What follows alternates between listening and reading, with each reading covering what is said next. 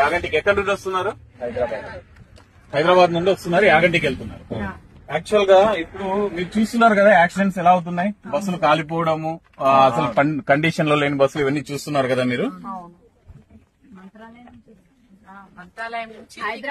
అవును, నేనేం చెప్తున్నానంటే ఇప్పుడు మీరు సేఫ్ గా వెళ్లాల్సిన బాధ్యత మీ పైన ఎంత ఉంటుందో మా పైన ఎంత ఉంటుందో మీ పైన కూడా అంతే ఉంటుంది. మీరు కూడా చూసుకోవాలి కదా. యాక్చువల్లీ ఈ బస్సుకి ఫిట్నెస్ లేదు, అసలు రోడ్డు మీద తిరిగే ఫిట్నెస్ లేదు, ఎక్స్పైర్ అయిపోయింది. తర్వాత ఈయన చేసిన ఇంకో తప్పు ఏంటంటే ఆ ఫిట్నెస్ లేని బండిని మీకు చెప్పకపోవడం ఒకటి. తర్వాత ఈ ఆంధ్రాలో ఎంటర్ అవుతున్నప్పుడు వీళ్ళు ఖచ్చితంగా పర్మిట్ తీసుకోవాలి, టెంపరీగా పర్మిట్ తీసుకోవాలి, దానికి తగ్గ రోడ్ ట్యాక్స్ కట్టాలి. ఏదైనా యాక్సిడెంట్స్ జరిగినప్పుడు ఇన్సూరెన్స్ అనేది కవర్ అవుతుంది. వీళ్ళు ఏం చేశారు, ఫిట్నెస్ లేదు ఈ బండికి, ఓకేనా, ఫిట్నెస్ లేదు, అది మీకు చెప్పకుండా మరి ట్యాక్సులు గాని పర్మిట్ గాని ఏది కట్టకుండా మీ ప్రాణాలతో చెలగాటమాడుతున్నాడు. మీరు చూసారా, బండి ఆపాం మేము, వెహికల్ చెక్ చేద్దామని బండి ఆపితే ఆపినట్టు ఆపి అక్కడ నుండి పారిపోయారు. మళ్ళా అక్కడ నుండి మేము 6-7 కిలోమీటర్లు చేంజ్ చేసి ఇక్కడ పట్టుకున్నాం.